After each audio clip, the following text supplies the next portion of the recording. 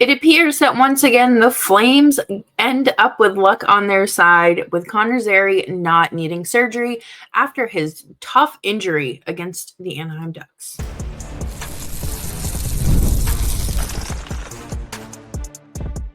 You're Locked On Flames, your daily podcast on the Calgary Flames. Part of the Locked On Podcast Network, your team every day. Hello, everybody, and welcome to today's episode of Locked On Flames. As always, I am your host, Jess Belmosto, and thank you so much for joining me. Today, we have a lot to talk about.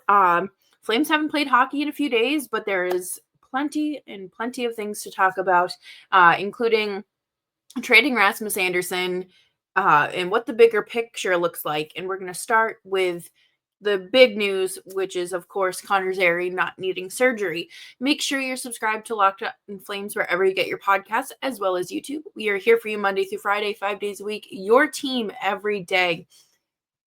What a sigh of relief it was when the reports went out that there was no MCL or ACL damage to Connor Zary's knee.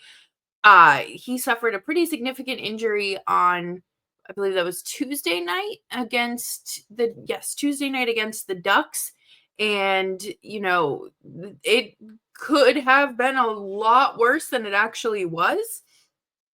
To be entirely honest, I thought it was going to be some sort of MCL, ACL injury, but no injury is a good injury. But when you have less damage to such significant ligaments, obviously good sign there. And of course, less recovery time, less intensive recovery, and no surgery is required, which is huge. There's no timeline for his return. The Flames put out their little infographic today saying that no surgery is needed, no ACL, MCL damage, but he is out indefinitely. And that obviously leaves a roster spot open, and Rory Kerins was recalled from the Wranglers, which is huge. It's about time. I hate that the circumstances are what they are, but this is his shot to make his NHL debut and hopefully make an impact. Huska's talked a lot about wanting to see these young guys join the team the second half of the season, so now's his chance. He slotted right in on the second line at practice, so he has some big shoes to fill, and he's had 21 goals in 30-something AHL games this season, so the expectations are a little bit high for him, and I do worry that people may put all their eggs in one basket here, but again, let the kid go through his little transitional period. With Connor Zary being out indefinitely, this once again comes back to, are the playoffs a realistic goal? Is this something that you could actually see this team obtaining? And it is a slippery slope, because obviously we don't know how Kerins is going to play. We don't know what his caliber is at the NHL level yet. And I mean, without Connor Zary, it really is. There's a lot of offense that needs to be made up for. And it's not just scoring and finding the back of the net or finding yourself on the score sheet, but it's a matter of creating chances and capitalizing on chances created and opportunities, and trying to figure out how to get in those high danger places and be there at the right time. Connor Zary, I feel like, has been really the driving force for the offense this year. I think him and Jonathan Huberdeau, as strange as that sounds, have both been major contributing factors consistently. Rasmus Andersson was at the start of the season, I would say. Things have shifted at the halfway point, which is not a big deal. But I feel like the there will be some tough losses handed to the Flames because they aren't going to have Zary, who is a pretty clutch player. He's come in at times when the goals are needed the most, whether it's a game tying goal or that extra insurance goal or an overtime winner. I mean, he has really made an impact from the first time he made his Flames debut. So obviously, Rory Kerins has uh, a huge job ahead of him, large task, filling in for Zary.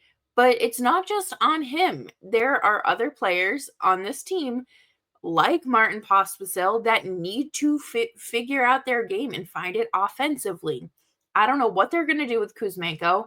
Sharon Govich, I feel like he just needs something to break the dam open, and he will start finding his game again. I think that the delayed start, obviously with his injury, is a big factor in this, but it doesn't look too great when you are fresh off signing a 5-year extension.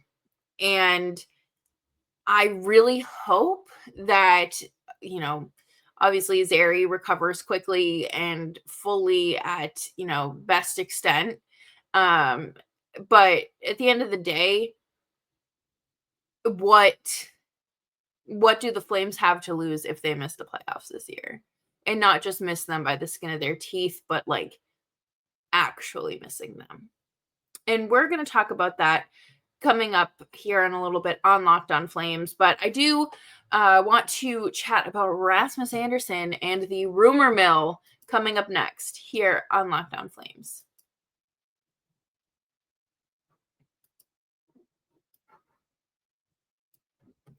From big upsets to game-winning drives, the NFL playoffs are better with FanDuel. Because right now, new customers can bet $5 and get $200 in bonus bets guaranteed. That's $200 in bonus bets, win or lose. The FanDuel app gives you everything you need for live bets, same game parlays, and so much more. I enjoyed placing a same game parlay on the Flames on Tuesday against the Ducks. It was a lot of fun. It made the game a lot more fun to watch too. So definitely check out their upcoming parlays or upcoming games for parlays, and it's a lot of fun. Just visit fanduel.com to join today and get started with $200 in bonus bets. That's fanduel.com. Make this playoff season unforgettable with FanDuel, an official sportsbook partner of the NFL.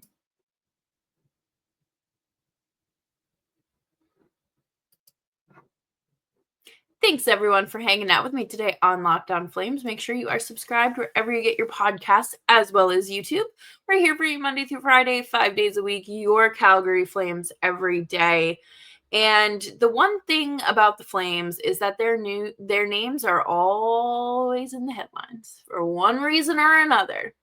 It doesn't always feel like it's for productive reasons. I mean, I guess it could be a lot worse. You could have local media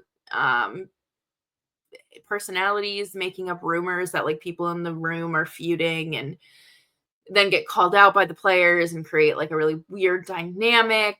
But thankfully, this time it's just more trade rumors. And of course, Rasmus Andersson is at the center of these. And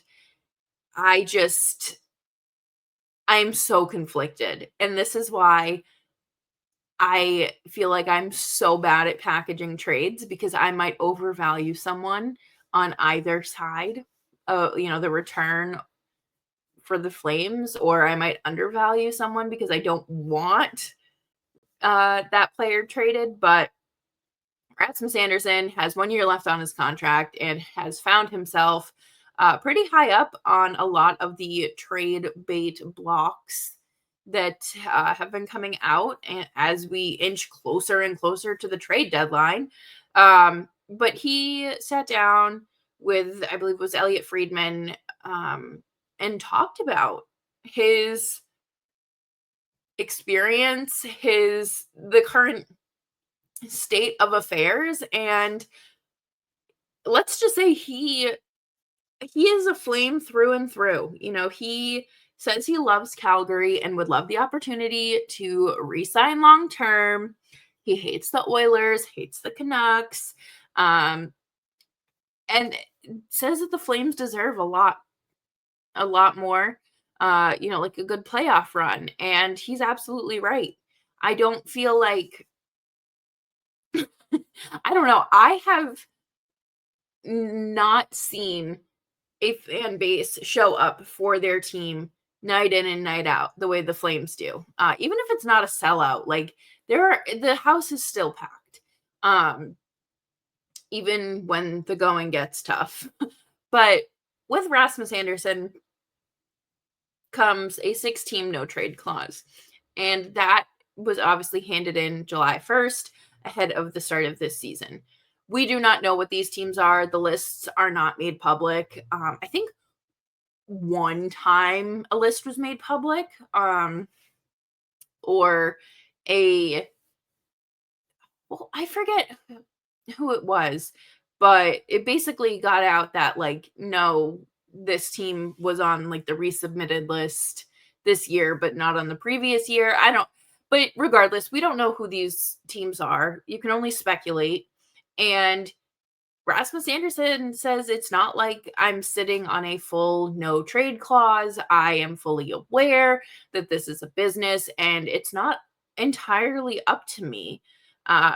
Makes no mention of waiving his no trade clause or, you know, doing any of that like we saw Markstrom do. I feel like Anderson wants to be part of this long term plan. I think that he really has grown up a Flame.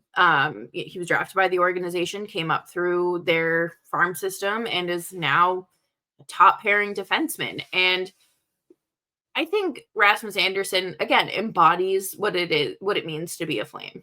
Ryan Huska and him go way back.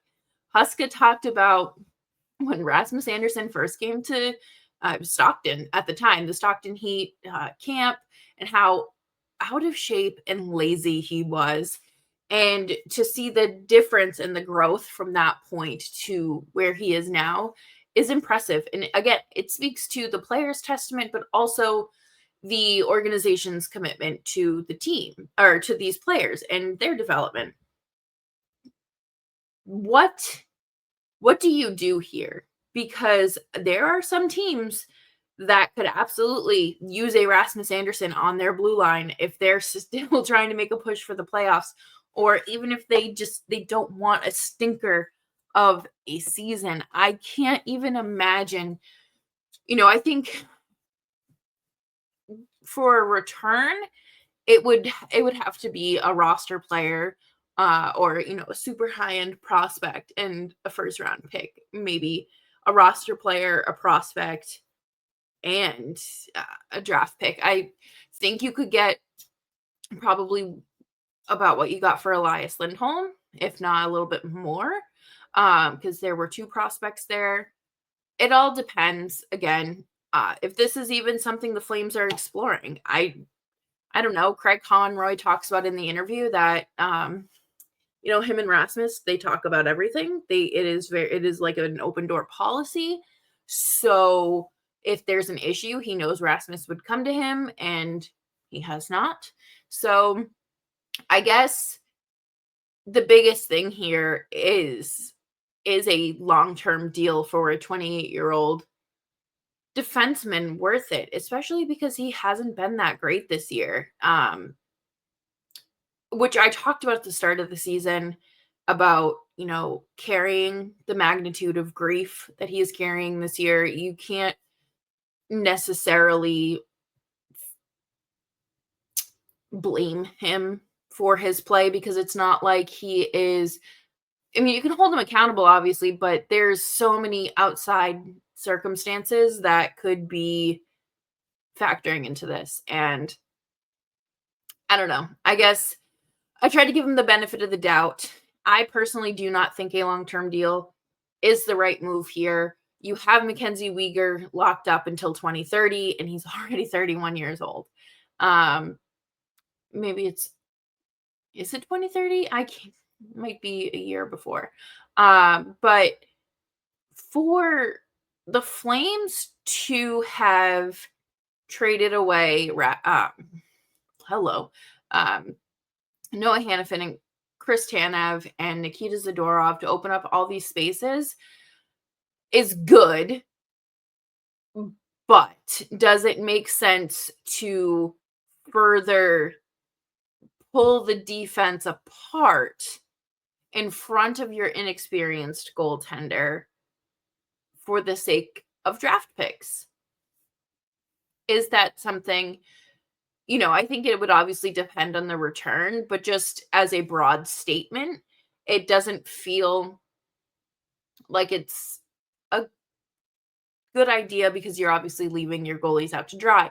However, in that long-term investment, get to a lot more that when it matters, because the Flames aren't trying to win a Stanley Cup right now. They say that they want to be a playoff team. They see the playoffs in their future for this season, but realistically, you're lucky if you get out of the first round. Let's say Connor Zary isn't back. You're not making the playoffs, and if you do, it took some miracles to get you there. And we're going to talk more about the bigger picture here coming up a little bit later. But to me, Rasmus Andersson is the heartbeat of this team, right up there with Mackenzie Weegar.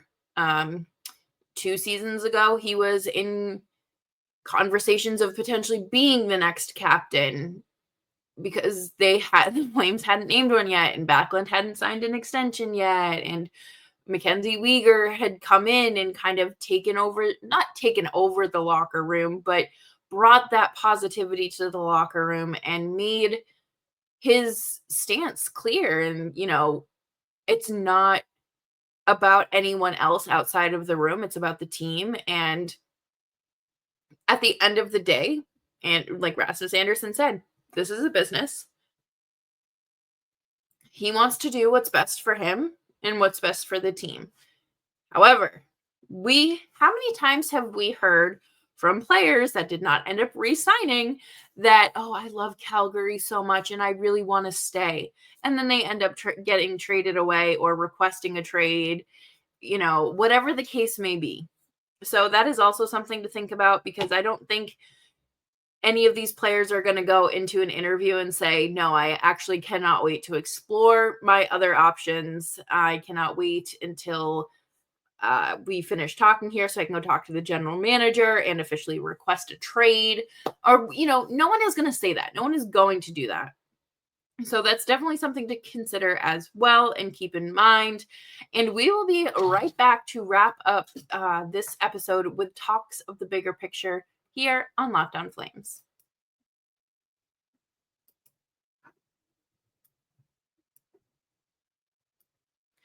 I absolutely love going to live events, whether it's sports, music, theater, or comedy. One of my favorite memories was attending the Flames home opener this season, as well as taking a road trip to Montreal to see the Flames win in overtime. And I have never been in a building that felt so electric for 2 early season games. Now Game Time has made it even easier to get tickets for your favorite events with their new feature, Game Time Picks. This feature filters out the fluff to show you only incredible deals on great seats, so you don't have to waste time searching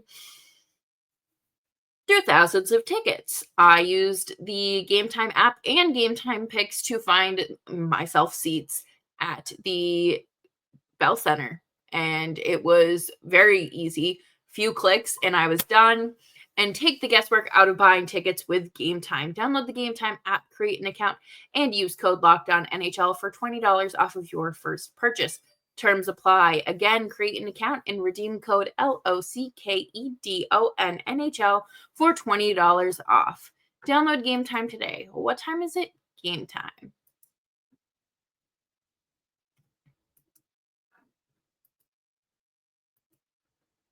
Thanks everyone for hanging out with me today. Make sure you are following me on Twitter at JustBelmosto. The big picture, the big picture, long-term success, big picture, looking at things with a wider lens. How many times can we say it, and how many different ways can we say it? We hear Craig Conroy and have heard Craig Conroy for the last year and a half talk about wanting to build a team that is built for long-term success.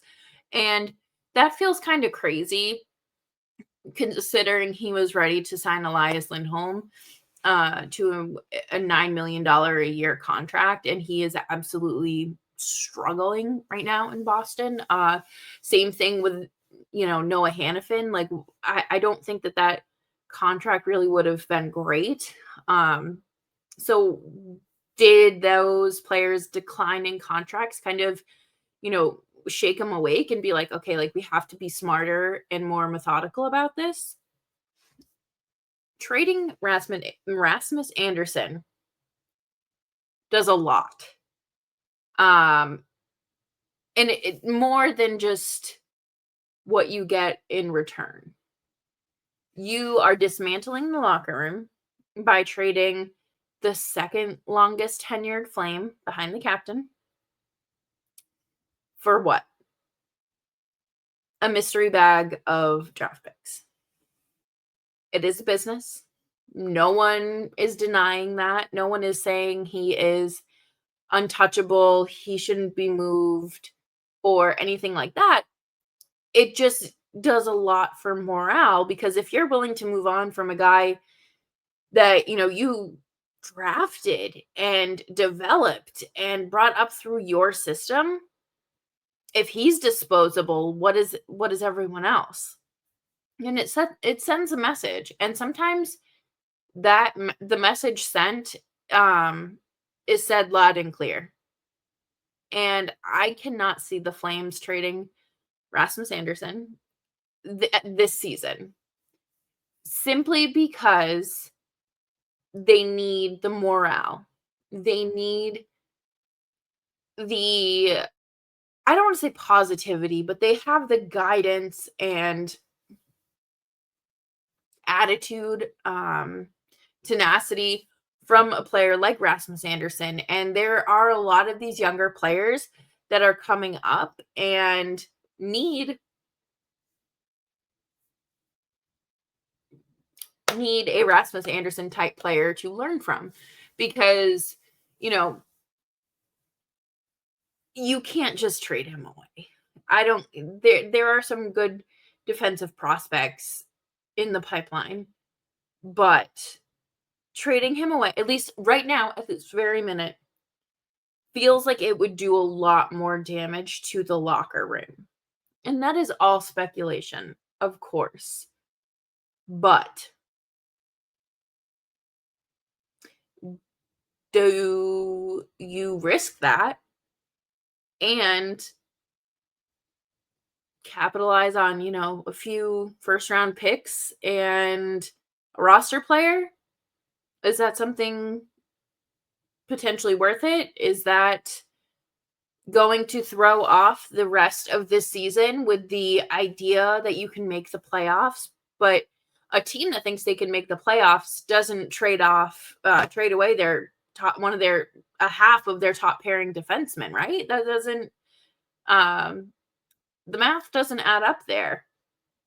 And asking the players to step up into that role, I don't really think anyone outside of Mackenzie Weegar is cut out for that right now. Again, this would also be an opportunity for the Flames to call up some younger defensive players and break them in and use this time as a trial period to see who is working, what isn't working. And at the end of the day, should they trade Rasmus Andersson for draft capital? Yes. Will they? I don't know. I do not think they sign him to a long-term extension, though. I think, I could probably see a 4-year deal, which I know isn't what has been mentioned, but I could see a 3, 4, 5-year deal. I think 4 years is probably as long as I would go, considering that contract is up next year, so or 1 season left, so 29, and puts him at 29. So then you 33, 34. And that's, I don't know, I feel like that's, you don't need to push it any further until you see how he looks at that age. That might not be what he wants, and there will absolutely be a team that gives him a 7-year extension. If a team is going to give Nikita Zadorov 6 years, someone will absolutely give Rasmus Andersson 7. I guess my biggest concern would be, why wait? But don't rush. Again, Craig Conroy is in such a ridiculously tough position. This is not a position I would want to be in. I can play both sides of this fence the same way I did with Markstrom. I understand why you would trade him. And I think it would be a great idea to capitalize on that, especially with the playoffs. Really, it's just an unrealistic goal. But on the other side, I see keeping him because you don't want to destroy the morale in the room and not feel like, and kind of feel like you're betraying your players or something like that. However they may feel. Is that a risk you're willing to take? Is that something that, are you willing to kind of look like the Vegas Golden Knights in that position? So, thank you all for hanging out with me today on Locked On Flames. I hope you all have had a fantastic week and have enjoyed making Locked On Flames part of your day. And just thank you for making the show part of your day. I know there's a bunch of podcasts out there, so it definitely means a lot that you're choosing to hang out with me. Make sure you're subscribed wherever you get your podcasts, as well as YouTube. We are here for you Monday through Friday, 5 days a week. Your Calgary Flames every day. And I will see you all on Monday. Stay safe, stay warm, stay dry, stay cool, stay hydrated, and remember to be kind.